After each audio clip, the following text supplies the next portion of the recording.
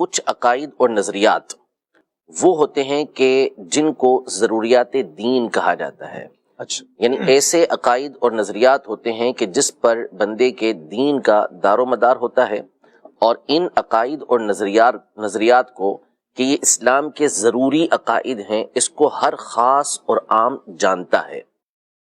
جیسے مثال کے طور پر اللہ پاک ہے، یعنی اللہ کی ذات کو ماننا، یہ ہر خاص اور عام مسلمان جانتا ہے کہ ہمارا یہ عقیدہ اور نظریہ ہے کہ اللہ پاک کی ذات موجود ہے. یہ ہم عقیدہ رکھتے ہیں. اس میں یہ نہیں ہے کہ یہ صرف اور صرف اہل علم کو، علماء کو معلوم ہو، بلکہ علماء کو بھی اور جو ان کے صحبت میں ہوتے ہیں سب کو یہ بات معلوم ہے. تو خاص اور عام جب ہر ایک اس بات کو جانے کہ یہ مسئلہ دین کا ضروری مسئلہ ہے، اس پر دین کا دار و مدار ہے، تو ایسے مسائل کو ضروریات دین کہا جاتا ہے. خاص سے مراد علماء اور عام سے مراد وہ لوگ کہ جو علماء کی صحبت میں آتے جاتے رہتے ہیں، جن کو صحبت ملتی رہتی ہے، جن کو معلومات ملتی رہتی ہے، ایسے افراد کو یہاں پر عام افراد کہا گیا ہے. تو جس طرح اللہ پاک کی ذات موجود ہے، یہ عقیدہ رکھنا ضروری ہے. یوں ہی اللہ پاک نے انبیاء کرام علیہم السلام کو بھیجا، یہ عقیدہ رکھنا ضروری ہے. اور نبی محترم صلی اللہ علیہ وسلم اللہ کے نبی ہیں، یہ عقیدہ رکھنا ضروری ہے. ضروریات دین. اگر کوئی شخص ان میں سے کسی بات کا انکار کرتا ہے تو وہ دائرہ اسلام سے خارج ہو جائے گا. لیکن جس طرح اللہ جل شانہ کی ذات کو ماننا ضروری ہے، یوں ہی یہ ماننا بھی ضروری ہے کہ اللہ پاک کے علاوہ کوئی دوسرا معبود نہیں ہے. یعنی اگر کوئی یہ بات مانتا ہے کہ میں اللہ پاک کو اپنا معبود مانتا ہوں، اپنا خالق مانتا ہوں، لیکن ساتھ ہی ساتھ اگر وہ نعوذ باللہ کسی اور کو بھی اپنا معبود مانتا ہے، تو نتیجہ کیا نکلے گا کہ وہ مسلمان نہیں رہ سکتا. تو جس طرح یہ ماننا ضروری ہے کہ اللہ میرا معبود ہے، اسی طرح یہ ماننا بھی ضروری ہے کہ اللہ ہی معبود ہے.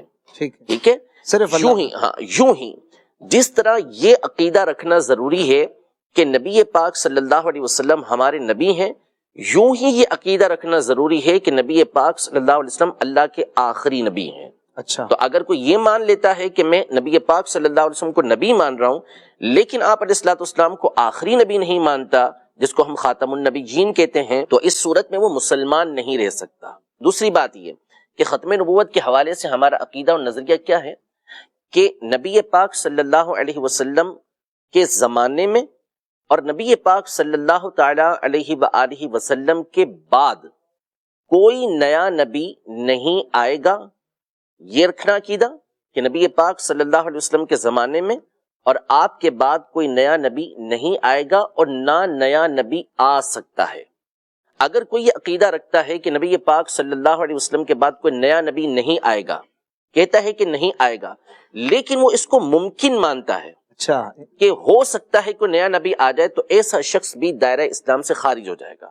اس لیے کہ جب اللہ پاک نے اس بات کا واضح اعلان فرما دیا کہ نبی پاک صلی اللہ علیہ وسلم یہ آخری نبی ہیں، آپ پر نبوت کا دروازہ بند کر دیا گیا، اب وہ کہتا ہے کہ نہیں کوئی اور نبی آ سکتا ہے، تو اس کا مطلب ہے کہ وہ اللہ پاک کی بات کو جھٹلا رہا ہے. صحیح کہ اللہ پاک فرمائے کہ نہیں آئے گا، نہیں آ سکتا، ان پر نبوت کا دروازہ بند ہو گیا، ختم ہو گیا، اب کوئی نبی نہیں آنے کا، وہ کہتے نہیں آ سکتا ہے، تو آپ تو اللہ پاک کی بات کو جھٹلا رہے ہیں. یہ بہت سارے دلائل ہیں، اور اس میں سب سے بنیادی جو عقیدہ اور نظریہ ہے وہ سورۃ الاحزاب میں اللہ پاک نے واضح طور پہ فرمایا کہ ما کان محمد ابا احد من رجالکم ولکن رسول اللہ وخاتم النبیین وکان اللہ بکل شیء علیما.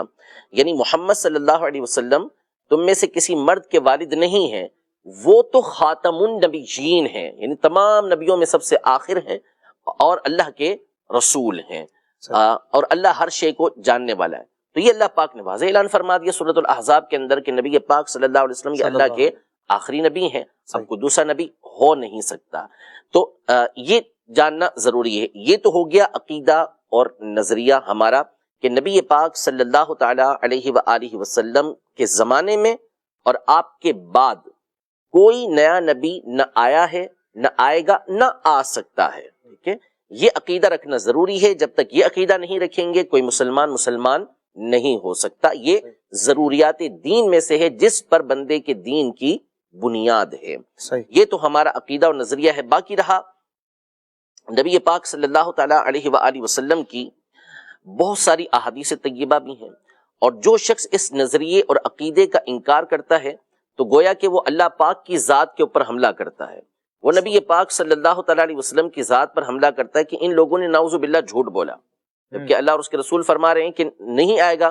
تو اب وہ جب کہے گا کہ آ سکتا ہے یا آیا یا آئے گا تو نعوذ باللہ انہوں نے کہا کہ اللہ پاک نے یا رسول پاک صلی اللہ علیہ وسلم نے جھوٹ بولا ہے. تو یہ عزت پر ہی حملہ ہوا کہ کسی کو جھوٹا قرار دینا. تو اس سے ہم اس کی امپورٹنٹ سمجھ سکتے ہیں، اس کی اہمیت کو اچھی طرح سے سمجھ سکتے ہیں.